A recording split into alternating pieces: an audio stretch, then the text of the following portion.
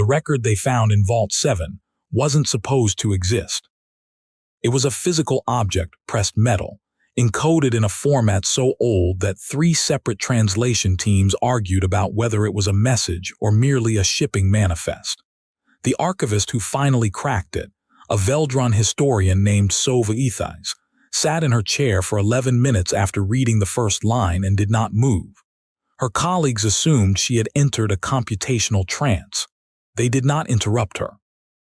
When she finally spoke, her voice had changed in a way that her junior staff would describe later as flattened. The way certain frequencies disappear from sound when something enormous passes nearby. "Get the council," she said, "all of them." Nobody asked why. Something in her stillness had already answered that question. The record was dated 43 years ago. It was a transcript, and the first line read, "Humanity agrees to the terms of exile. Signature witnessed. This matter is now closed." Closed. 43 years before Sova Ethais stopped breathing in Vault 7, the galaxy had thrown a party. Not metaphorically. The conclave of 12 species had actually commissioned music, 17 simultaneous compositions played across 11 star systems in a synchronized acoustic event that cost more than most planetary defense budgets. The tune had contributed percussion. The Veldron had provided the harmonic mathematics. Even the Dresh Kavar, who communicated exclusively through bioluminescent skin patterns and had no concept of sound as celebration, had sent a delegation to observe. They pulsed slowly in what their interpreters translated as *appropriate satisfaction. The occasion, humanity's formal exile from the Galactic Conclave. It had taken 61 years of diplomatic maneuvering, 3 trade embargoes, 2 proxy conflicts that were never officially called conflicts, and a biological quarantine that most species agreed in private was not medically justified but was politically essential. 61 years to do what many had assumed would take decades less. Humans, it turned out, were extraordinarily difficult to formally remove from anything. But they had done it. And the party lasted 9 days. "They've signed," said Conclave Arbiter Dreshmoval, addressing the assembled chambers with an energy that the translation systems rendered as barely contained euphoria. "The human delegation signed the cessation compact this morning. They retain no territorial claim, no voting status, no trade access under Conclave Charter. Their vessels have been recalled from all shared corridors. Their stations will be decommissioned or transferred within a standard cycle." A sound rose from the chambers. It was not applause. Different species expressed approval in different ways, but the aggregate effect was something like a breath released after being held for 6 decades. "What happens to them?" asked a junior Veldron delegate from the lower tier. She was young enough that the exile proceedings had been a historical event to her rather than a lived anxiety. Her name was Sova Ethais. The arbiter's mandibles performed a small movement that the translation system rendered as * dismissal. They returned to their system, Sol-class star, 3rd planet. They agreed to a cordon no conclave vessel within 4 light years without prior authorization. As far as we are concerned, they simply ceased to be our problem. Young Sova Ethais wrote something in her notation file. She wasn't sure why. The question she wrote was, why did they sign so easily? She filed it and forgot it for 43 years. Here is what the Conclave believed about humanity at the time of exile. They believed humans were dangerous in the specific way that unstable materials are dangerous, not because of intelligence or cunning, but because of volatility. Humans reacted to stimuli in ways that no predictive model had successfully anticipated. They escalated conflicts that mathematical analysis indicated they could not win. They formed attachments to objects, to each other, to places, that caused them to act against their own survival probability with disturbing frequency. They made decisions based on something they called principle *, which most conclave species recognized as the vocabulary of emotional malfunction. They were, in the clinical language of the Veldron behavioral sciences, non-convergent reasoners, which meant, in practical terms, they could not be reliably predicted, which meant they could not be reliably managed, which meant, eventually, they had to go. What the Conclave did not believe, at the time of Exile, what had in fact never occurred to them as a coherent possibility, was that humanity might be planning something. Not because humans weren't capable of planning, but because the plan, if there was one, would have had to begin before the Exile, possibly long before, and that would have required humans to anticipate their own removal from galactic society with enough advance notice to prepare for it, which would have required them to understand something about the Conclave's intentions before the Conclave had formally declared them. Which was, of course, impossible. Except the record Sci-Fi found in Vault 7, the one that made her voice go flat, the one that made her call the full council, was not just a signed treaty. Buried in its metadata, encrypted in a cipher that used a human mathematical framework that the Conclave had never officially catalogued, was a secondary document. A blueprint. And attached to the blueprint was a message, written in the hand of the lead human negotiator, a woman named Commander Yara Osai, addressed to no one in particular, or perhaps to everyone, or perhaps to a specific reader she somehow knew would come. The message read, "If you're reading this, we've been gone long enough that you finally started wondering. Good. You're almost ready. Check the cordon logs from years 12 through 20. Look at what you thought you were keeping us out of. Then look again at what we were keeping in." Sci-Fi read that line 4 times. Then she pulled the cordon logs. Commander Yara Osai had been 41 years old when she signed the cessation compact. She remembered the exact texture of the stylus in her hand. She remembered the way the chamber smelled, recycled air with something floral underneath, a Veldron atmospheric preference that she had always found vaguely aggressive. She remembered the absolute quiet in the room as the Conclave waited for her to press the instrument to the surface, and she remembered thinking, with the peculiar clarity that comes to people in moments of permanent consequence, they think this is the end of something. She had smiled, and they had misread the smile as resignation. She signed. "Commander," said her aide, Petros Encana, standing at her left shoulder. He was 26, and he was the only person in the room who knew why she was smiling. He kept his face perfectly still. "It's done." "Yes," she said. She set the stylus down very carefully, the way you set down something you don't want to make noise. "Tell the others we're on schedule." The Conclave translator converted this as "we are prepared to begin withdrawal," which was not inaccurate. It simply wasn't complete. What the translator did not have the cultural context to render was the specific human meaning of "on schedule."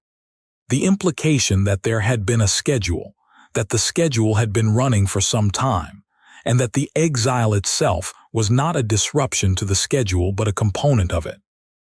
Petros Encana left the chamber. He sent a message. The message contained 14 words which were, "Phase 1 complete. Begin construction protocols. We have exactly 40 years before anyone notices. Don't waste them." Nobody intercepted the message. It was transmitted on a frequency the Conclave monitored, in a language they could read, and it appeared in their surveillance logs as a routine administrative note. Several automated systems flagged it as *low priority, internal logistics *. 3 Veldron analysts reviewed it over the following month and noted nothing unusual. This was because none of them knew what was being built. In year 4 of the Exile, a Conclave patrol vessel passed through the outer boundary of the Sol cordon and reported anomalous thermal readings from the third planet's night side. The patrol commander, a Toon officer named Vash Kalar, logged the reading, noted that it fell within the acceptable variance range for a human industrial complex, and filed the report as routine. The reading was consistent with power generation, significant power generation, but humans had always produced energy inefficiently and in large quantities. It was one of their more predictable qualities. Vasht Kalar did not investigate further. In year 9, a different patrol noticed that the thermal signature had expanded. It now covered approximately 40% of the planet's landmass in a pattern that did not match any known civilian or military infrastructure grid. The pattern was irregular, almost organic. "What are they building?" asked the junior officer on sensor duty. "Something large," said Vasht Kalar, who was now in a more senior posting and happened to be reviewing that corridor's logs. "They're humans. They build large things. File it." In year 12, 3 separate patrol vessels independently logged the same anomaly. The thermal signature had stopped expanding. Which was strange. Because if you are building something large, it does not stop expanding until it is complete. And if it is complete, you begin using it. And if you begin using it, the signature changes character. It becomes output rather than construction heat. But the signature from Earth had done neither. It had simply plateaued, stayed constant for months, then for more than a year. As if something very large was waiting. Sova-Ethais pulled those patrol logs now, in the 43rd year, reading through the accumulated reports with the message from Yara Os burning at the edge of her peripheral vision. She read Vasht Kalar's dismissals. She read the junior officer's question, "What are they building?" And she felt a cold, specific feeling she could not immediately name. She named it eventually. It was the feeling of realizing you have been looking at something important for a long time, while calling it unimportant. "I need the full thermal archive," she said aloud to the empty vault. "Every patrol that went within 6 light years of the Sol cordon, 43 years. It took the system 9 minutes to compile." She started at year 1 and read forward. And as she read, the image built not quickly, not dramatically, but the way a face emerges from a fog feature by feature, until the moment you cannot claim you don't see it. By year 6, a grid. By year 12, a completed grid stretching across Earth's surface like a circulatory system for something that hadn't started breathing yet. By year 20, secondary structures in orbit, too numerous to count individually but resolved in aggregate as a single interconnected architecture. By year 31, the thermal signature changed. Output. Something had started. And no patrol commander had filed anything beyond routine in 31 years, because each individual observation was explainable, and because you do not see the shape of something when you only look at it one piece at a time, and because the humans had given them absolutely no reason to look closer. They had been perfectly, patiently, catastrophically quiet. Sova-Ethais' hands were not entirely steady as she opened the final section of logs. Year 42. The thermal readings from Earth had disappeared entirely. Not reduced, not faded, gone, as if someone had turned off every energy signature the planet had ever produced and left nothing, not even the background warmth of a populated world, as if Earth itself had gone dark. And 6 weeks after that, in year 43, exactly, precisely 43 years after Yara Osa had set down a stylus and smiled at a room that didn't understand her, something entered Conclave space. Not from the direction of Sol, not from inside the cordon. From outside, from the deep between places that the Conclave had never mapped, had never prioritized mapping because nothing lived there. Nothing had ever come from there. The object, and it was not a ship, or not only a ship, not any category of vessel the Conclave recognition systems could classify, was first noticed by a border monitoring station in Corridor 7. The station's automated system pinged 3 levels of alert simultaneously, which had never happened before in the station's operational history, because the protocols had been written assuming that an object would match at least one known classification. This matched none. The station commander, a young Veldron analyst on her first solo posting, stared at the readings for long enough that the emergency uplink activated automatically, and began transmitting her sensor data to the central conclave directly. Her name was Edmora, and she had a habit, under stress, of narrating her observations aloud to steady herself. She did this now. Object is, moving, velocity is. A pause. That can't be right, she recalibrated. Velocity is confirmed. Mass is. Another pause longer. It's enormous. I'm reading structural complexity consistent with it looks like a city. It looks like someone built a city and then. She stopped, because the object had also noticed her station, and it had done something that her instruments registered as a communication signal, but not on any frequency the conclave used. On a frequency the conclave had decommissioned 43 years ago. The frequency humanity had used before their exile. Edmora's voice, when it came back, was very quiet. It's transmitting on a human carrier wave, a breath. I think they're saying hello. Yara Os was 84 years old when the object crossed into Corridor 7, and she was not on it. She was sitting in a garden in what used to be a city on Earth's eastern continent, and the garden was underground, because Earth's surface had been cleared of almost everything decades ago to power what came next, and she was drinking something warm, and she was watching a small screen that showed her a live feed from a sensor buoy 43 light-years away. Petros Encana was 72 now, and he was sitting across from her, and he had not said anything for the last hour. They're reading it, she said. I can see their scan attempts. How many ships? 7 so far. They're keeping distance. Petros was quiet for a moment. Are they scared? Yara thought about the 9-day party. She thought about the music across 11 star systems. She thought about a young delegate, Sovuithais.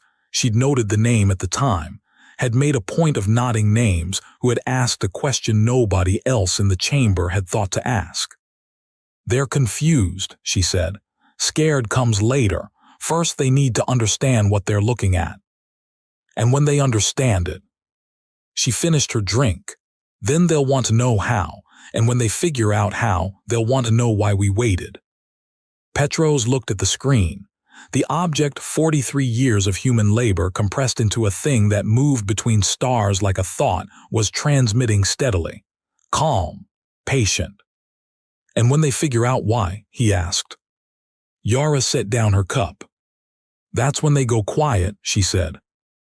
Sovuithais was the one who figured out the how because she was the one who had been reading the logs, and because she had also been reading Yara Osai's embedded message, and because she was, at 69 years old, a different kind of historian than she had been at 26. The how was the cordon. The conclave had established the cordon to keep humanity contained. 4 light-years of monitored space around Sol, nothing in or out without authorization.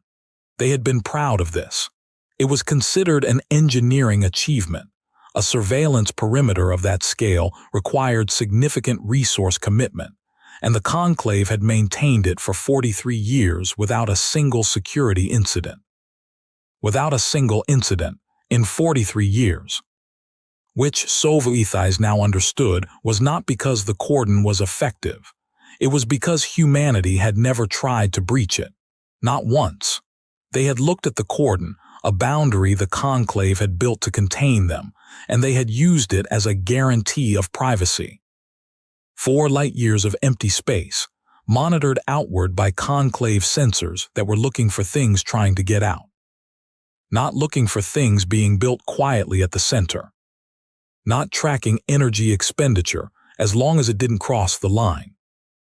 Not measuring what a species with 40 years of uninterrupted industrial capacity, complete creative freedom, and absolutely nothing to lose might eventually produce. The cordon hadn't been their prison. It had been their workshop. The secondary document in the Vault 7 record, the blueprint Yara Osai had buried in old cipher, detailed the initial concept. A generation ship, originally. Then something more. Then something that had no single name yet because no civilization had needed a word for it before. A vessel that was also a station that was also a city that was also a weapons platform and a terraforming engine, and a communications array, and a diplomatic installation, and 17 other functions that human engineers had argued about for 4 decades, and ultimately decided to simply build all at once because they were already paying the energy cost. They had called it the return, unofficially, among themselves. Officially, in the transmission Edmora was receiving in Corridor 7, the vessel identified itself with a single word in Conclave standard. Earth. Not the planet. The planet had been stripped of almost everything to build this. The people had lived underground for 30 years while the surface became a construction surface, then an energy collection surface, then nothing. Because the last of the infrastructure had been loaded aboard 2 months ago, and the planet itself sat there now, empty and dark, like a cocoon split open. They had not abandoned Earth. They had become it. They had taken everything their world was and compressed it into something that moved. That was the asterisk how. The why was something else. The why was the thing Sova Ethais found in the final layer of the Vault 7 document, the layer that required 3 separate decryption keys that she only found because Yara Osai had left very specific, very patient breadcrumbs in exactly the places a historian would look. The why was a name, a species name, one that appeared in no Conclave record not because it had been erased, but because it had never been recorded at all. A species the Conclave had never encountered, had never been told about, had never been given reason to fear. Because humanity had intercepted their advanced scouts before the Conclave ever detected them. In year 8 of the Exile, and had been fighting them, quietly and alone, in the unmapped between spaces ever since. Sova Ethais sat with this information for a very long time. 35 years. Humanity had spent 35 years in secret warfare against something the Conclave didn't know existed, while simultaneously building the largest human-made structure in recorded history, while living underground and rationing energy, while the Conclave monitored their perimeter and found nothing concerning. She thought about the patrol commander Vasht Kalar, who had filed everything as *routine*. She thought about the party, the 9-day party, 17 compositions across 11 star systems. She put her face in her hands. "What," she said very quietly to the empty vault, "have we done?" The 7 Conclave ships in Corridor 7 maintained their distance. More arrived over the following hours, military vessels, then diplomatic, then scientific, a crowd assembling at a respectful remove, because the object called Earth was so large and so complicated and so obviously not built for a quick transit that nobody wanted to make the first move that might be interpreted as aggressive. The transmission continued, patient, steady, hello. It took 11 hours for the Conclave to send a response. They sent it on humanity's old frequency, because that was the only overlap they had. The response said, "We acknowledge your transmission. Please identify your status under Conclave Charter." The answer came back in 3 seconds, which was fast enough to imply the humans had been expecting that exact question. "We have no status under Conclave Charter. We are not petitioning for status. We are informing you that there is something in your outer rim corridors that you have not detected and cannot currently stop, and we have been stopping it for 35 years, and we have brought it to a point where we require your assistance to finish it. We are not asking for reinstatement. We are asking for 6 weeks of coordinated access." Silence from the Conclave ships. Then, from one of the military vessels, a channel opened on a secondary frequency, commander to commander, bypassing the diplomatic layers. "Human vessel, this is Fleet Commander Drav Salon. I need to understand something." A pause. "During your exile, did you know about the incursion?" The human response: "We suspected within the first year. Confirmed by year 3. Made first contact, hostile contact in year 8. Why didn't you, Dravsalan stopped, started again. Why didn't you tell us? The pause before the human response was not long, but it carried something. Some quality of weight that even across the signal compression made Dravsalan's crew go still. You had just spent 61 years removing us from all positions of communication and authority, the voice said. And then you threw a party. Another beat. Who exactly were we supposed to tell? Nobody on the military vessel answered that. Aboard Earth Asterisk, in a room that had once been an underground garden and had been reconstructed in the vessel's interior as closely as possible. Because humans do that, they carry their places with them. A woman named Dara Osai, Yara's granddaughter, sat in front of a communications panel and waited. She was 31 years old. She had been born underground. She had never stood on planetary surface or seen sky. She had grown up in the vessel's construction corridors, had done her education in repurposed industrial sectors, had understood from the time she was 7 years old what they were building and why. She was the one who had spoken to Dravsalan. She was the mission's communications lead, chosen in part because she could carry on a conversation with alien commanders without flinching, which was a skill that turned out to require specific psychological conditioning that her grandmother had identified as necessary 30 years ago and built into the mission training from the beginning. Her second-in-command, a man named Chitty who was 4 years older and had the particular stillness of someone who had lived his entire life in a machine, handed her a cup of something warm and didn't say anything. She took it, drank. "They want to know how we funded it," she said. "What did you say?" "I said we diverted planetary energy reserves." "And?" "They said that couldn't possibly cover the construction cost." Chitty nodded. He sat down. "What did you tell them?" "I told them it covered the first 12 years. After that, we were running on salvage." She looked at the panel. "After that, we were running on what we took off the things we were fighting." A long quiet. "Did they understand that?" Chitty asked. "I think so," Dara said. Dravsalan went very quiet. It was a Veldron science vessel that finally moved closer, not the military ships. The military ships had too much to calculate, too many implications to weigh, too much doctrine to consult.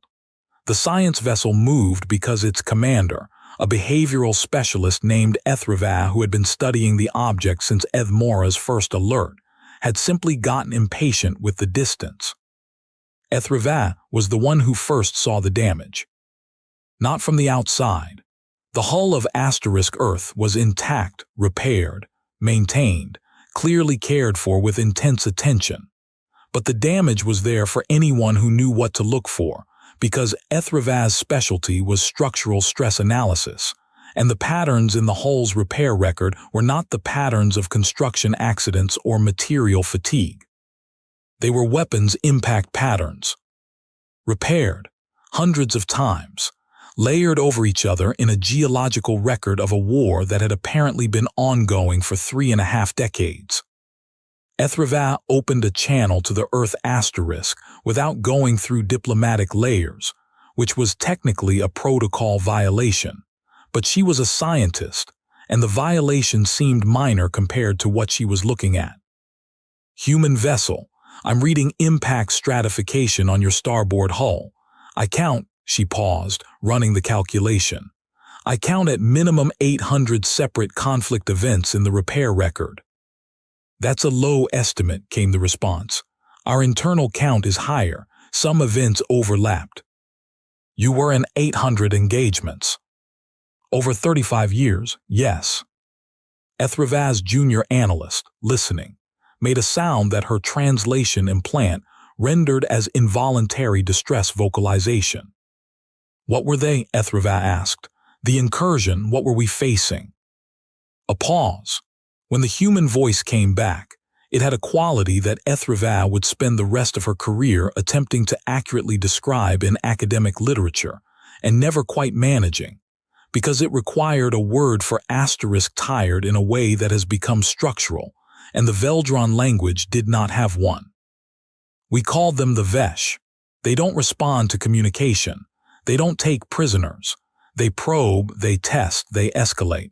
They were running survey missions into your outer corridors for probably 2 decades before we encountered them.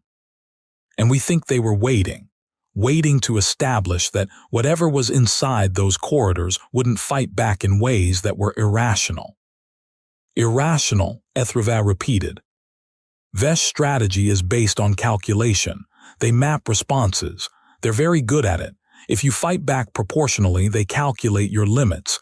If you retreat, they advance. They had probably already assessed every species in the Conclave and identified predictable response ceilings. The voice paused. They weren't ready for us. Why? The answer, when it came, felt to HFY less like a statement and more like something that had been waiting a long time for the right question. Because when the Vesh escalated past the point that our models said we could sustain, we escalated anyway. When they calculated that our losses were too high for continued engagement, we engaged anyway. They couldn't find our ceiling because we couldn't find it either. We just kept going. A beat. Eventually, that confused them enough that their advanced probes pulled back. That's when we started taking their equipment. That's how we funded years 13 through 35. HFY sat with that for a moment. You were supposed to be in exile, she said finally. You were supposed to be contained. What gave you the right to? Nothing gave us the right, the voice said, and it was gentle, not sharp, which was somehow worse. That's not actually how we think about it. The Vesh were coming toward inhabited space. We were the ones who saw them first. We didn't have the right. We just had the capability and the decision, and we decided. A long silence on the line. You decided, HFY repeated. Yes. On behalf of the entire Conclave, 12 species, without consultation, without authority. Yes. HFY looked at the hull. 800 engagements, 3.5 decades. A species that had been formally removed from galactic society, stripped of trade access and territorial claim, thrown a 9-day party by the people they were quietly protecting. Do you? She stopped, reorganized. Are you angry? The pause before the answer was the longest yet. We were, the voice said, for a while. Anger is expensive when you're also fighting a war. We mostly got over it. Another pause, smaller. Ask me again after the next 6 weeks. The 6 weeks the Earth had asked for became the most documented period in Conclave history. What followed was not a heroic charge. It was not a final dramatic confrontation. It was, in the dry language of the Conclave military after-action reports, a asterisk coordinated combined force strategic compression asterisk, which meant humanity had been fighting the Vesh for 35 years and had herded them, deliberately and patiently, into a configuration from which they could not easily retreat, and then they had stopped and waited for backup, and brought the backup to a specific location in the unmapped between spaces to finish what they had started. This was what the 6 weeks were for. Coordination. Positioning. Teaching 12 species militaries to interface with a human tactical system that had been built without any expectation of Conclave compatibility, because there had been no expectation of Conclave cooperation. Dara Os ran the joint briefings. Chitty handled the technical integration. There were 17 of these sessions in the first week, and the Conclave commanders who attended them arrived skeptical and left silent, because the tactical archive the humans presented 35 years of engagement data, Vesh behavioral mapping, every probe and test and escalation the enemy had attempted, and every human response, was not the record of a desperate resistance. It was the record of a carefully engineered trap. In week 2, Dravsalan finally came aboard Earth in person. It was the first time a Conclave military commander had entered human-controlled space in 43 years, and protocol required a delegation. But Drafsalan brought only 2 officers because the corridor outside the docking ring was too narrow for anything larger.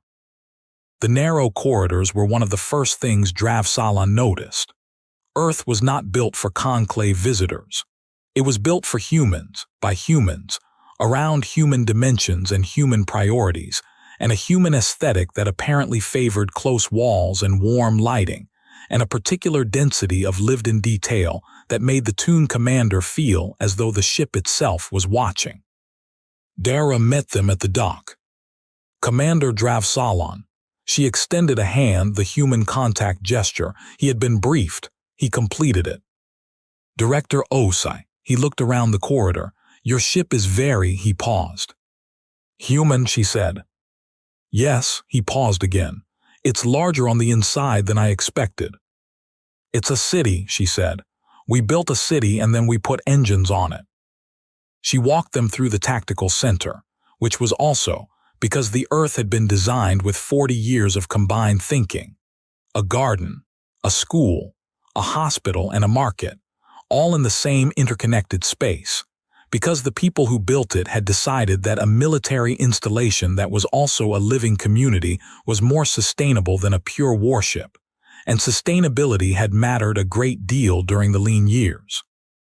Drafsalan looked at children playing in the tactical garden, at a food market operating adjacent to the weapons control systems, at an elderly man sitting in the exact center of what was clearly a critical infrastructure junction, feeding something small and domesticated and offered piece of food.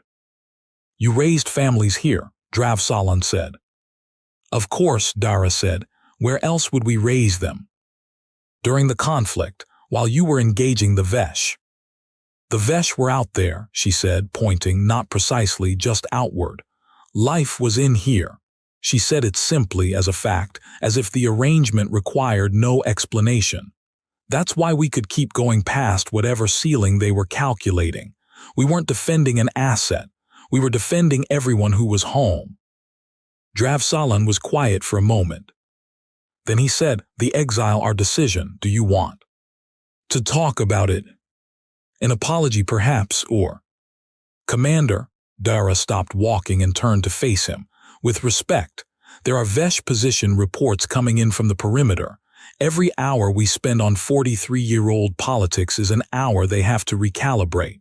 A pause. When it's over, we can have every conversation we need to have. Right now I need you focused on the thing I need you for. He held her gaze, and he experienced something that his behavioral training had not prepared him for. The feeling of being managed by someone who was simultaneously the wronged party and the most operationally capable person in the room. He said, tell me what you need.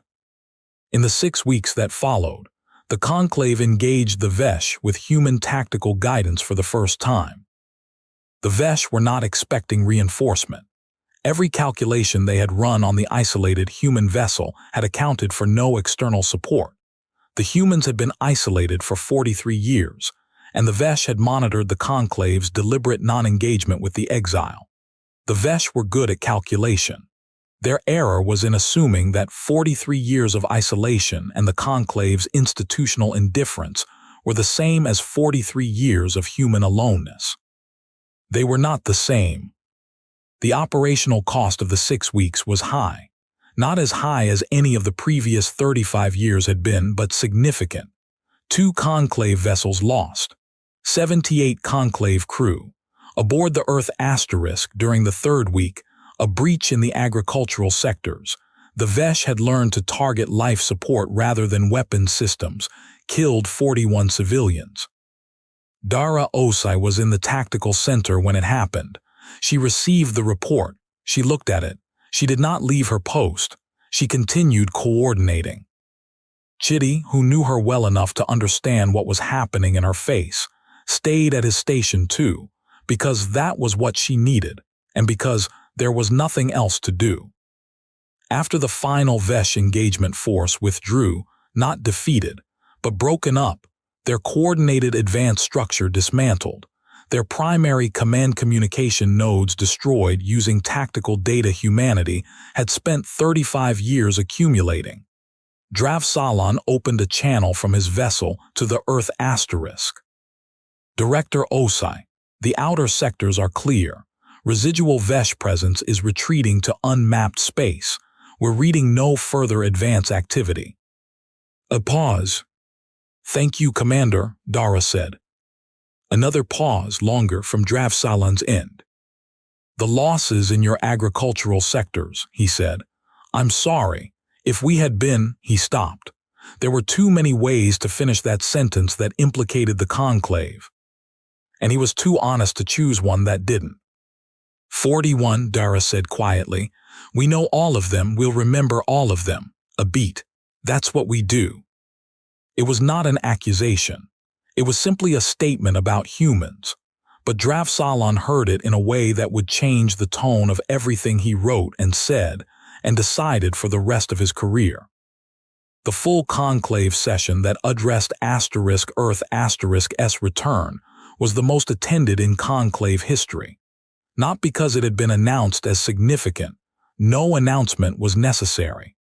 Word had moved at the speed of communications networks, and every species' delegations arrived because every species had understood without being told that something had shifted permanently. The chamber was as silent as chambers of that size could be when the representative from Earth entered. Dara Os was 31 years old. She wore no insignia. She had been offered ceremonial dress by 3 separate diplomatic missions and had politely declined all 3. She was wearing the practical layered clothing of someone who lives aboard a working vessel, and she carried nothing with her, and she walked to the center of the chamber without pause.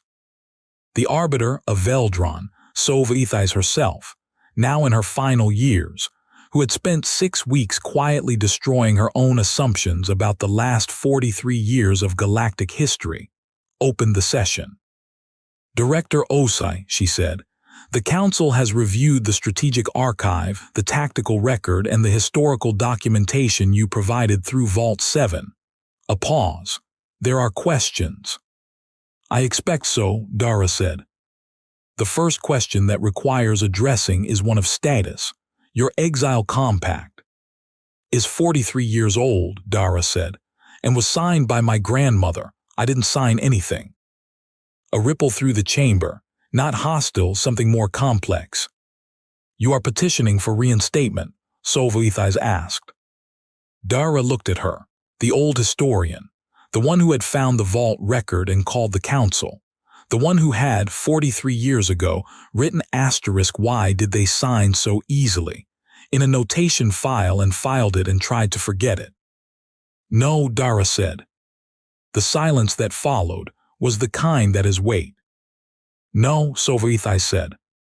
We are informing the Conclave that we are present, that we are capable, that we are available for joint operations in the outer corridors because the Vesh will regroup and the work is not finished. Dara kept her voice even. We are not asking to be let back in. We are letting you know that we are choosing to be here. There is a difference. Nobody in the chamber spoke for a long moment. Then Dravsalan from the military tier said, What do you want? Not status, not reinstatement. What do you actually want? Dara looked at him. She thought of her grandmother, signing a compact in a room that smelled of alien flowers. She thought of Chitty, handing her a cup of something warm after 41 people died, and she didn't leave her post. She thought of children playing beside weapons systems because home and defense were the same thing when you had nowhere else to be. We want to be useful, she said. We've been useful for 35 years and nobody knew. We'd like to keep being useful, and we'd like people to know this time. A long, complete silence fell over the chamber of 12 species. It lasted long enough that it became something other than a pause. It became an acknowledgement. It became the Conclave sitting inside the full weight of what it had done, and what it had not done, and what had happened anyway, because humans had kept happening even when the rest of the galaxy had looked away. Sova finally broke it. Director Osai, she said quietly, Her voice had that flattened quality again, the one her staff had noticed in the vault. When your grandmother signed the cessation compact, when she smiled, was the plan already in motion by then? Dara looked at the old historian for a moment. She started planning the year the exile proceedings began, Dara said. She wrote in her notes that she assumed the Conclave would eventually realize it needed us. She just wanted to make sure that when that happened, we came back different. That we came back as something the Conclave had never calculated. A pause. She wanted us to come back as something the galaxy hadn't seen before. Not exiles returning, not petitioners, not conquerors. Dara let the last word land in the silence. As people who came back when they didn't have to. The party 43 years ago had lasted 9 days. The silence that followed the return lasted considerably longer, not because the Conclave was afraid or angry or calculating its next move, but because the Conclave was doing something it did very rarely. It was reconsidering. It was looking back at 61 years of maneuvering and 43 years of exile, and 35 years of a secret war and 9 days of celebration, and asking itself what it had actually understood about the species it had spent more than a century managing. It was looking at a woman standing in a chamber without insignia and realizing that the woman had grown up inside a weapon the galaxy had built by accident, by exclusion, by the specific and catastrophic mistake of assuming that removing a species from the table meant removing them from the equation. Sova sat in the arbiter's chair and looked at Dara Osai and thought about a young woman sitting in a chamber 43 years ago who had written one question in a notation file. She had her answer now. They had signed so easily because the treaty was not the ending. The treaty was the beginning of something else. The exile had been, to Yara Osa and the people who had thought this through in the long months before the signing, not a loss. It had been a gift, a guarantee of 40 unmonitored years, a quiet workshop behind a wall the Conclave had helpfully built and proudly maintained, the privacy of people nobody bothered to watch because they had already been dismissed. The Conclave had celebrated its own cleverness for 9 days. And in the silence after, in 43 years of that silence, a generation had been born underground that didn't know sky, had never felt planetary wind, had never experienced the particular loneliness of a species with nowhere to go. A generation had been born that understood, in the way you only understand things you have never not known, that the galaxy was not waiting for them, that no one was coming, that whatever was going to happen would have to be made by the people who were already here. And they had made it. They had made something the galaxy had no category for. And now they were standing in the room where the exile had been decided, without anger, without ceremony, without petition, saying only, "We are here.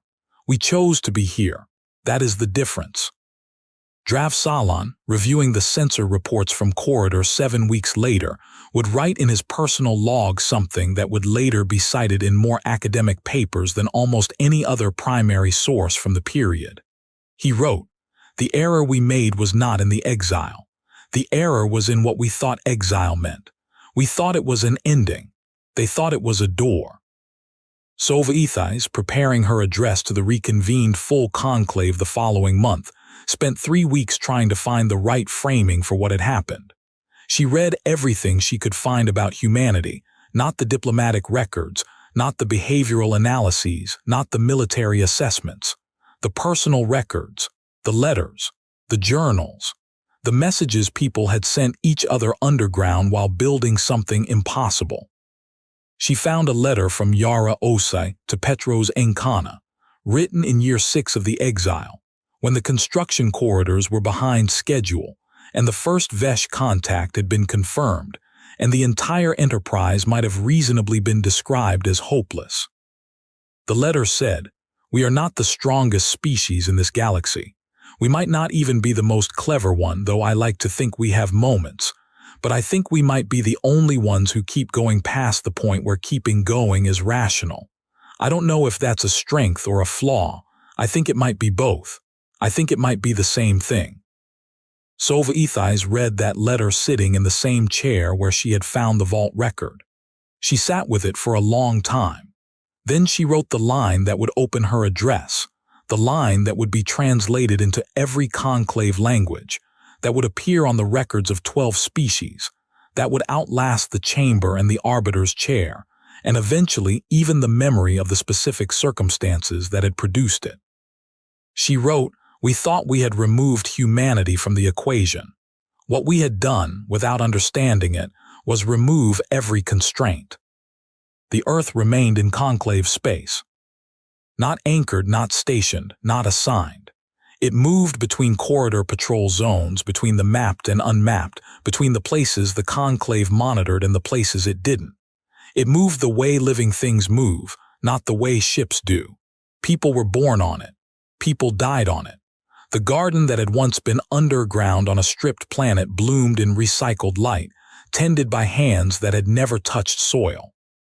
Dara Osai stood in that garden sometimes late, when the tactical center was running on night watch and the corridors were quiet.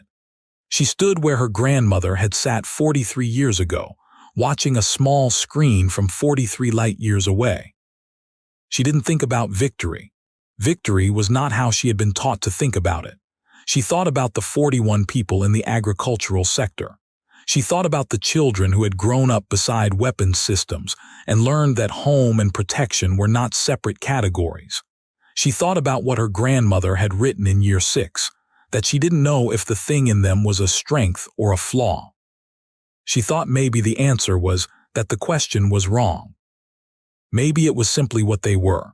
Maybe it was the one thing no exile could remove, no calculation could account for, no assessment could map, because it wasn't a strategy and it wasn't a doctrine and it wasn't even really a choice. It was just the next step, and the next, past the ceiling, past the rational limit, past the point where a species with better options would have found a better option. Through the viewport above the garden, the unmapped between spaces stretched in every direction. The Vesh were still out there, regrouping, reassessing, trying to build a new model that could account for a species that didn't stop when the model said stop. Good luck, she thought, not with anger, with something that was almost fond. We've been living in the unmappable this whole time. The garden grew. The Earth moved. And in 12 conclave chambers across 11 star systems, in the places where decisions were made and histories were written, a silence had settled, not the silence of peace, not the silence of fear, but the specific and permanent silence of a galaxy that had looked at something it could not fully understand, and had decided, finally, that understanding it completely was probably not the point. The point was this: when the last rational civilization would have stopped, when the math said stop, when the odds said stop, when the entire assembled weight of probability and logic and self-preservation said asterisk, this is the ceiling, humanity had looked at the ceiling and kept building. They had kept building until the ceiling became the floor of something else, until the exile became the blueprint, until the silence became a choice. And the galaxy had learned in 43 years of not watching that the most dangerous thing was not a species that was strong. It was a species that had decided, somewhere deep in the place where survival calculates its limits, that the limit was not the end, that the end was just the beginning of the next 40 years. That home was not a place you were given. It was a thing you made in the dark, underground in the quiet nobody bothered to monitor. And then you carried it with you into every unmapped place that said you didn't belong, and you kept moving, and you kept making, until the maps changed. Until the silence